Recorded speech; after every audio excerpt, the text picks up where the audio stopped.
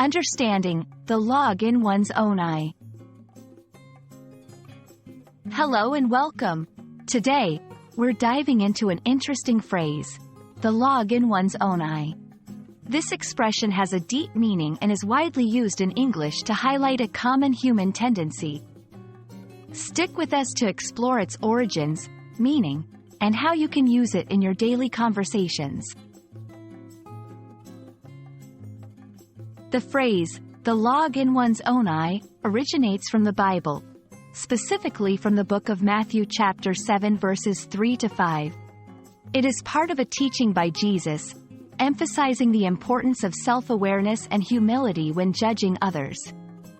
The full passage asks why you look at the speck of sawdust in your brother's eye and pay no attention to the plank, or log, in your own eye. It's a vivid metaphor that encourages introspection and humility. At its core, the log in one's own eye is about recognizing our own flaws before criticizing others. It suggests that we often overlook our own significant mistakes or faults while focusing on the minor flaws in others. The log and speck of sawdust are metaphors. The log represents major issues or faults one might have, while the speck represents the minor issues in others. You can use this phrase in various contexts, especially in discussions about judgment, criticism, or self-awareness.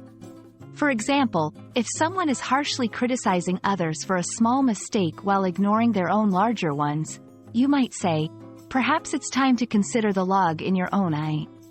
This serves as a gentle reminder to reflect on one's own actions and attitudes before judging others.